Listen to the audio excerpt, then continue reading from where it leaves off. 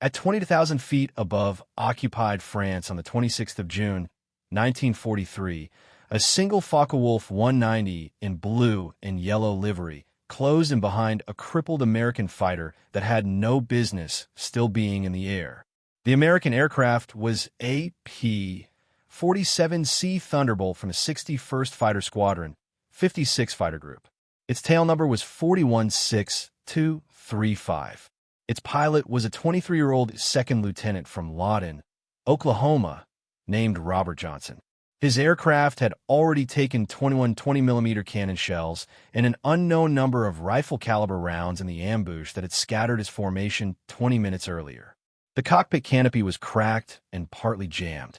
The hydraulic system was bleeding fluid across the instrument panel and into Johnson's eyes. The fuel pump had failed. He was hand-pumping fuel to the engine by working a manual primer in the cockpit. The instrument panel was shattered. He could not bail out because the damaged canopy would not fully open. If you're finding this story compelling, hit the subscribe button and let us know in the comments where in the world you're watching from today. The German pilot behind him was not some new arrival. He was a veteran of the Channel Front who had been killing Allied fighters since the Battle of Britain. He closed the distance methodically. He aligned his gun sight. He pressed the trigger and poured the remaining rounds in his machine guns into the aircraft ahead of him. He fired until he ran out of ammunition. The P-47 kept flying. The German pilot pulled alongside. He looked across at the battered American aircraft, at the oil-streaked canopy and the torn metal and the figure still at the controls. Then he raised his hand, pulled away, and turned back east toward France. Johnson flew the wreck home across the channel. He landed at Manston Airfield in Kent without functioning landing gear. When the ground crew counted the holes in the airframe, they stopped at over 200, 21 20mm cannon shells and more than 207.92mm machine gun rounds had entered that aircraft that afternoon. The R-2800 double Wasp engine, with its 18 air-cooled cylinders, was still running when it touched the grass. The German pilot who had emptied his guns into Robert Johnson's Thunderbolt and watched it fly away has been identified by a number of post-war historians and aviation researchers as Major Egon Mayer of Jägerschwader II, the Richthofen Geschwader, whose formation had conducted the initial attack on Johnson's formation that afternoon. The identification is not certain beyond dispute. What is certain is what the German pilot did after he ran out of ammunition. He flew alongside the machine he could not kill, acknowledged it, and broke away. That gesture, whatever its precise intent, is as accurate a summary of the next 9 months over the Western Front as any document in the Bundesarchiv.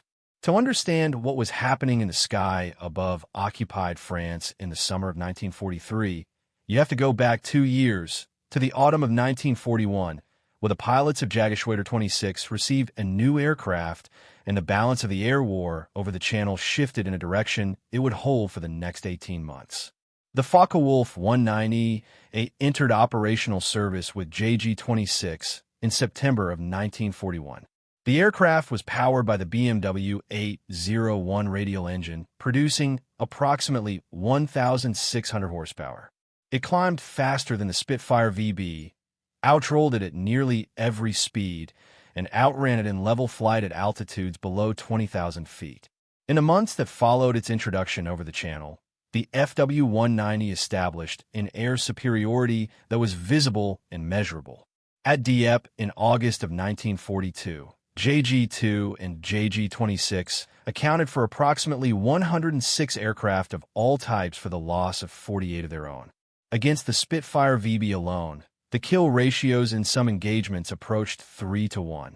The RAF's Air Marshal Sholto Douglas wrote to the British Chiefs of Staff that the Spitfire V was now distinctly inferior to the FW-190 in almost every performance category. The assessment was blunt, accurate, and reflected what the pilots returning from channel sweeps had been saying at debriefings for months. The men who built this dominance were among the most experienced fighter pilots in any air force in the war. JG-26, stationed at airfield from Abbeville to the Dutch coast, had been fighting continuously since the opening campaigns of 1940. Its pilots had killed American, British, Dutch, Australian, and Polish airmen from the English coast to the North African desert. The Jeschwader's commodore from January of 1943 was Oberstleutnant Joseph Priller, a Bavarian from Ingolstadt who wore the Knight's Cross with oak leaves at his throat and who by the middle of that year had accumulated more than 100 aerial victories. Priller's pilots were the best practiced fighter unit in the Western Theater. They did not need to be told what to do when the radar plots showed incoming formations of Allied aircraft. They had done it hundreds of times. 30 miles to the south, at the airfields around Beaumont-sur-Oise and Bernay, Jeschwader II occupied the same category of institutional confidence. JG-2 was the Richthofen Jeschwader, named after the Red Baron, and its pilots carried that identity with a seriousness that was not simply decorative. The Jeschwader's most technically accomplished pilot in the spring of 1943 was a major named Egon Mayer. Mayer had joined the Luftwaffe in 1937, been posted to JG-2 in 1939, and had fought in the Battle of France, the Battle of Britain, and every air engagement over the Channel in the 3 years since. By April of 1943, after 63 confirmed aerial victories, he had received the Knight's Cross with oak leaves from Adolf Hitler personally at the Reich Chancellery in Berlin. His kills included 51 Spitfires, the aircraft he had been fighting and learning to fight for the entirety of his career on the Channel front. What made Mayer different from many pilots of equivalent experience was not the kill total. It was the method. Mayer was a systematic thinker about aerial tactics in a community where individual virtuosity was celebrated above almost everything else. He was the pilot who had formalized the head-on attack against American heavy bombers, the frontal Angriff. The logic was straightforward and the execution was not. Approach the B-17 formation from directly ahead, at high speed, in a shallow dive. The combined closing velocity exceeded 500 miles per hour. The bomber's forward gunners had perhaps 3 seconds of tracking time. The attacking aircraft's forward-firing cannons needed less. One solid burst into the cockpit or the forward engines, and the bomber was done. Mayer had been refining this technique in collaboration with Major George Peter Eder of JG-2 through the autumn of 1942 and into 1943. By the spring of that year, the head-on attack had become standard doctrine for German fighter units tasked with breaking up American daylight bomber formations. The briefings circulated through Fighter Command in the West carried Mayer's tactical logic, and they were being used. He had been fighting Spitfires since 1940. Now, in April and May of 1943, there was something else in the sky over the Channel front. The aircraft was the Republic P-47 Thunderbolt.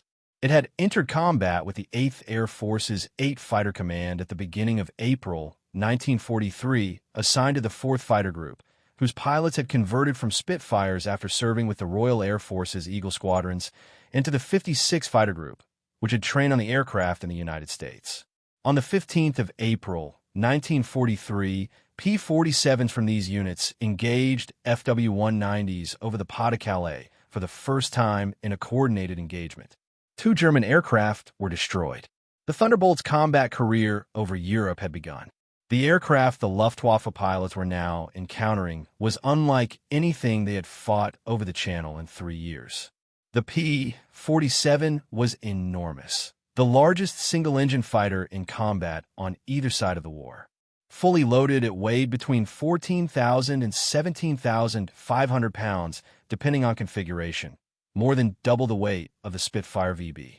Its Pratt & Whitney R-2800 double Wasp radial engine, the same engine that powered the Grumman Hellcat and the Vought Corsair in the Pacific, displaced 2,800 cubic inches across 18 cylinders arranged in 2 rows of 9, and produced 2,000 horsepower at military power.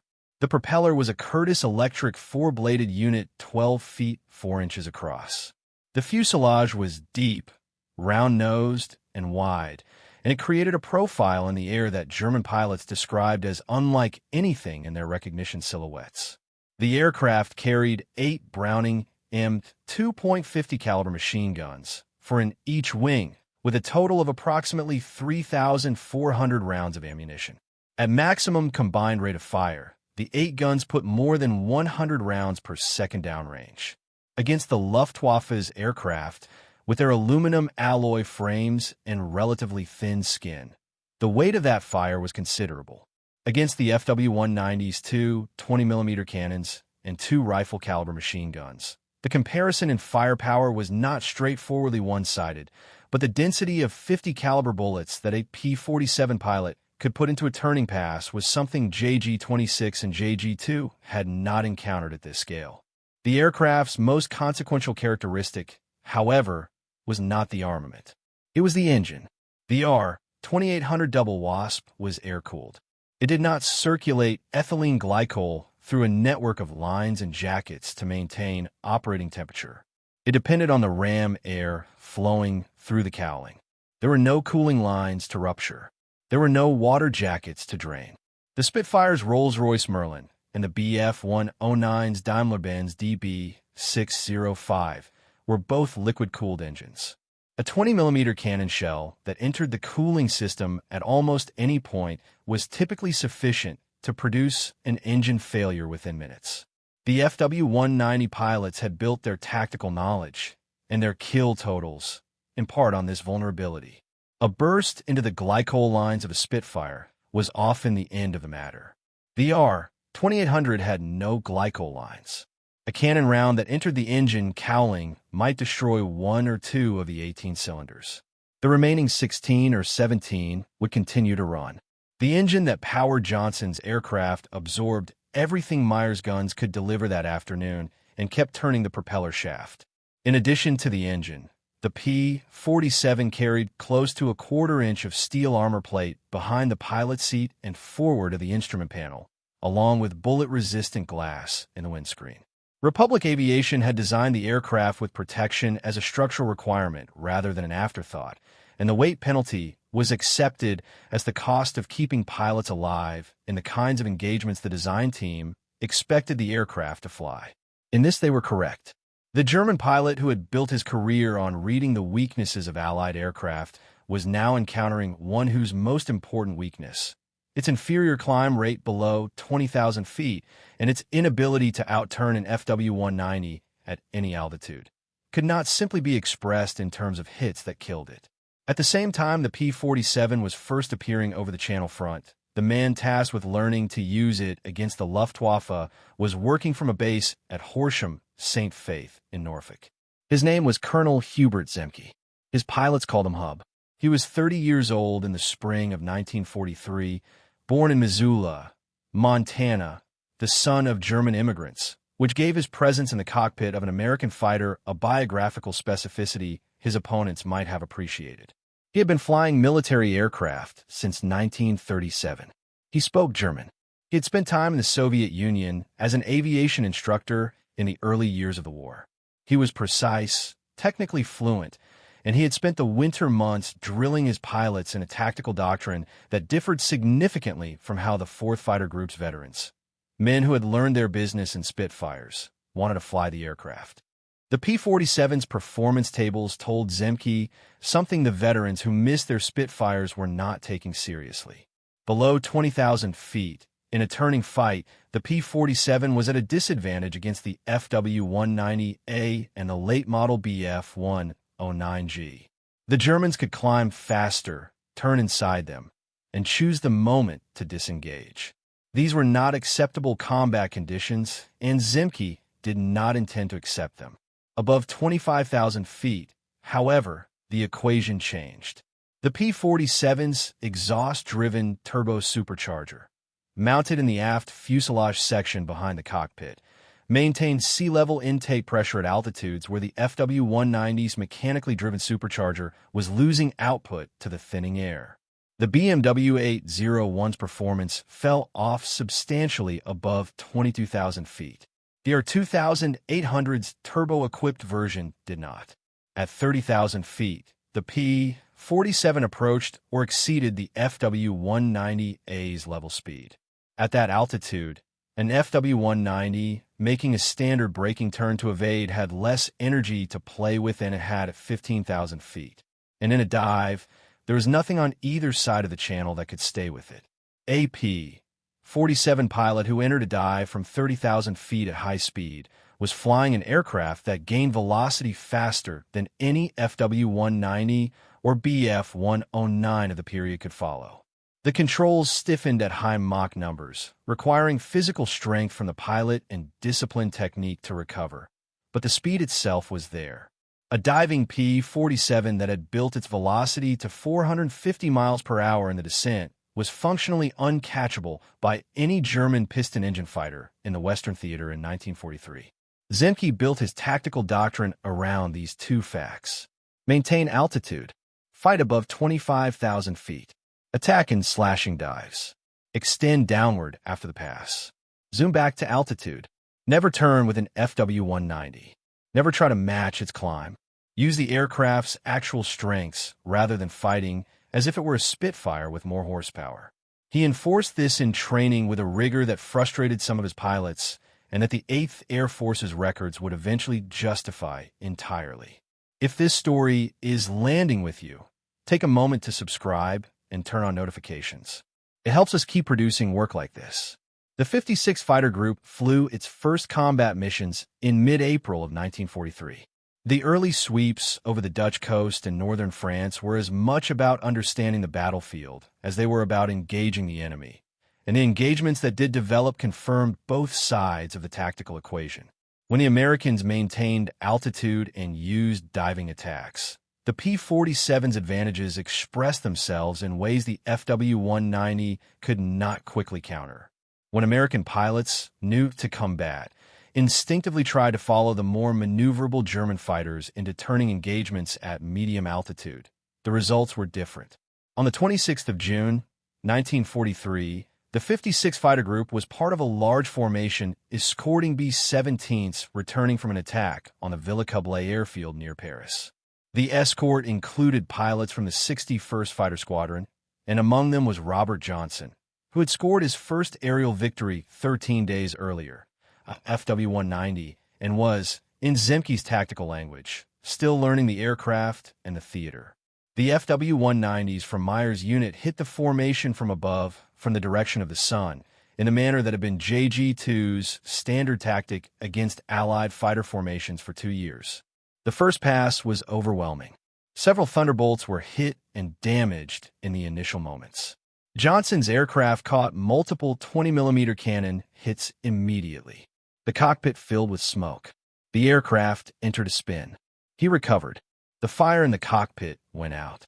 He was at roughly 20,000 feet, alone, his hydraulic system draining, his instrument panel wrecked, his eyes burning with hydraulic fluid. He pointed the aircraft northwest, toward the channel, and flew. The FW-190 that subsequently found him, the aircraft in blue and yellow markings, the aircraft that was most likely Meyer's or from his immediate formation, had one significant problem.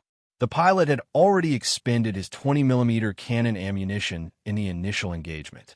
What he had left were the two 7.92mm machine guns standard on the FW-190's cowling.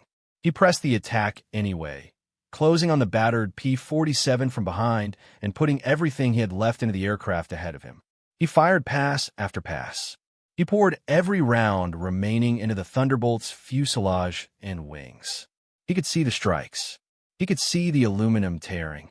The aircraft ahead of him was streaming damage, and the pilot inside had no functioning instruments and was flying with both hands, one on the controls and one pumping fuel manually to the engine. The P-47 kept flying.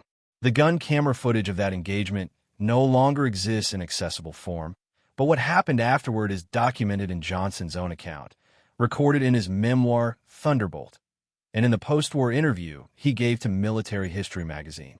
When a German pilot had exhausted his ammunition, he pulled up alongside the wreck he had been unable to kill. He flew formation with it for a moment, close enough for the two pilots to see each other. Then he raised his hand and broke away toward France. Johnson landed at Manston. The mechanics who inspected the aircraft found 21 entry points consistent with 20mm cannon rounds and more than 200 additional perforations from rifle-caliber ammunition. The airframe was repaired. Johnson was back in the air by the 1st of July. The engagement near Forges-les-Eaux on the 26th of June was not the largest or the most consequential aerial battle fought over France in the summer of 1943.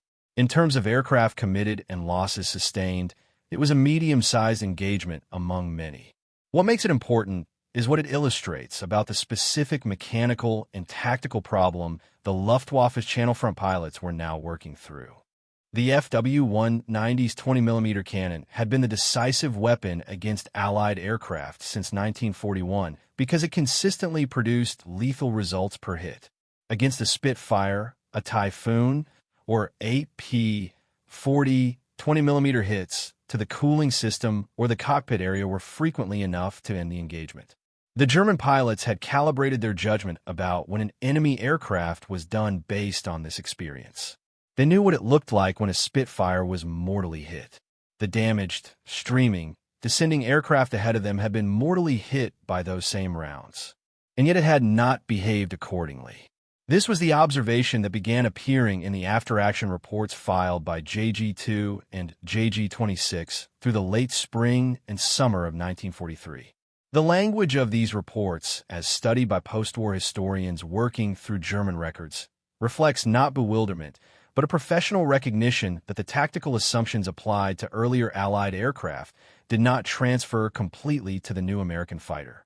One German ace of the period, Heinz Bahr, who would accumulate 220 victories across the war, later stated that the P-47 could absorb an astounding amount of lead and had to be handled very carefully. That description was not flattery. It was a tactical observation with direct implications for how much ammunition a German pilot needed to commit to a single engagement, and for how many passes he needed to plan for before the P-47 was done. Egon Mayer, who had built his tactical reputation on systematic analysis rather than instinct alone, was reading these reports and drawing conclusions. By July of 1943, he had been promoted to Oberstleutnant and appointed Geschwaderkommandeur of JG2, the Richthofen-Geschwader's senior command position, succeeding Oberst Walter Ossaw. From this position, he had access to the full picture of what the Channel Front Gruppen were encountering. The P-47's performance at altitude, the specific pattern of engagements where the American dive tactics had produced favorable outcomes, and the equally specific pattern where the FW-190 at the right altitude and in a turning engagement had killed P-47s efficiently. Mayer's conclusion, reflected in his tactical assessments and in the reports circulated to the Gruppen under his command, was that the fight with the P-47 needed to be brought to the medium altitudes, below 20,000 feet, where the FW-190's mechanically driven supercharger had not yet fallen off and where the P-47's turbo supercharger advantage was less decisive. Force the engagement low. Use the FW-190's roll rate and turn radius at speeds where the P-47's control stiffened. Make the American pilots fight on terrain that reversed the altitude advantage they were being trained to use. The analysis was correct. The operational problem with implementing it was that the pilots of the 56 Fighter Group were becoming increasingly good at denying the German fighters that terrain. Zemke's discipline, maintain altitude, stay above 25,000 feet whenever possible, use diving attacks and zooms, was precisely the tactical posture that prevented Mayer's preferred engagement conditions from developing. The two opposing tactical frameworks were mirror images of each other, and they produced a season of fighting in which the specific altitude and energy state at the moment of first contact determined the outcome of individual engagements with a consistency that both sides were observing and recording. 350 miles to the north, in a Berlin office, Adolf Galland was reading the accumulating tactical reports from JG2, JG26, and the other fighter Geschwader of Luftwaffe 3 with a level of concern that his formal communications with the Reich Air Ministry only partially reflected. Galland held the position of General der Jagdflieger, Inspector General of Fighters, and had held it since the end of 1941. He was 31 years old, had more than 90 aerial victories in his own logbook, and had spent 2 years fighting for resources and aircraft for the German fighter arm against a procurement bureaucracy that remained committed to offensive bombing long after the strategic situation had made defense the Luftwaffe's primary requirement. What Galland was seeing in the late summer of 1943 went beyond the tactical reports from the Channel Front. American fighters, the P-47s of the 56th and other groups that were now entering the theater, had begun appearing over German airspace. Pilots, having made contact with bomber formations deeper in the Reich than the earlier escort range had permitted, were pressing further east. The P-47's range without external fuel tanks was not sufficient to escort bombers to targets deep in Germany, and the crews of the B-17s would pay for that limitation on the 14th of October, when the second mission against Schweinfurt, the ball-bearing factories in central Germany, would cost 60 aircraft and approximately 600 men. But the P-47s that could reach the German border were already demonstrating something Galland had been trying to explain to the Air Ministry for months. The American fighters could escort the bombers into Germany. They were getting better at it. The aircraft production capacity behind those fighters was not comparable to what Germany could put in the air. Galland had already collected fragments of crashed American fighters near Aachen, P-47s that had been forced down near the Reich's western border, and presented them to Hermann Göring as physical evidence that the Americans were operating over Germany. The point he was making, that this would only get worse as drop tanks extended the P-47's range and as other fighters appeared, was dismissed.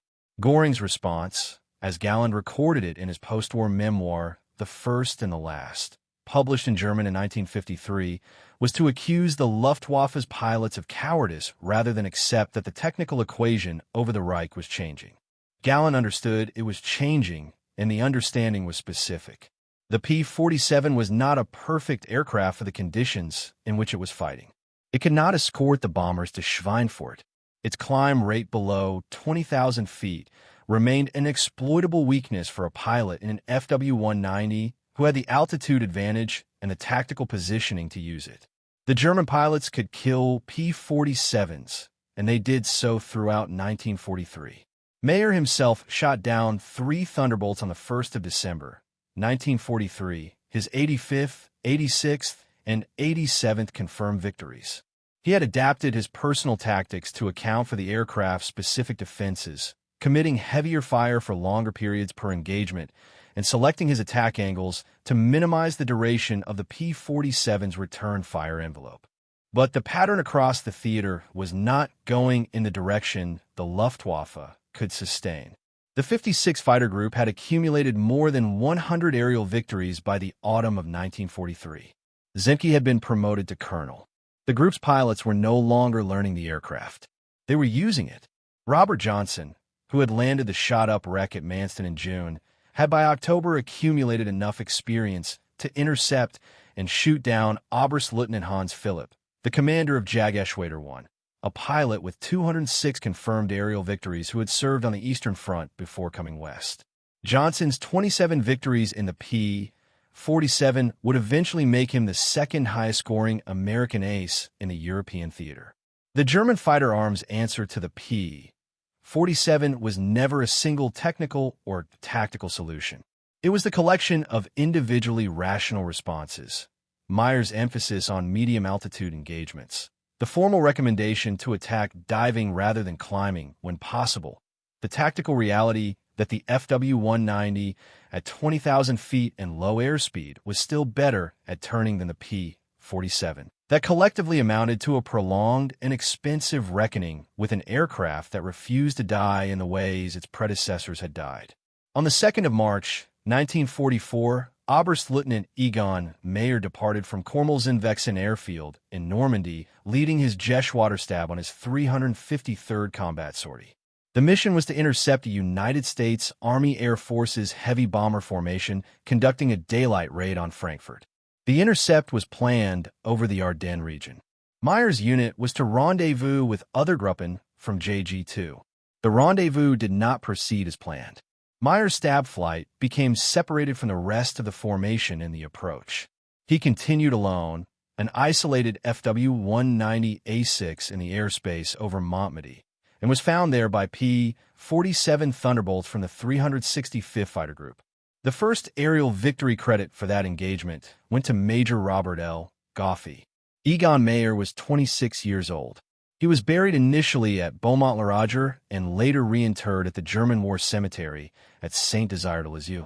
His final tally, as recorded in the Luftwaffe's own ledgers and substantiated against unit war diaries examined by post-war historians, stood at 102 aerial victories, all claimed on the Western Front in 353 sorties, 26 four-engine bombers, 51 Spitfires, and 12 P-47 Thunderbolts.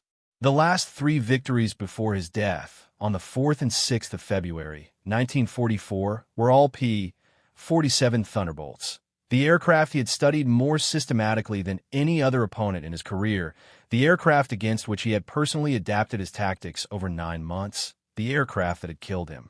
The arithmetic of the 56 fighter group tells part of what followed.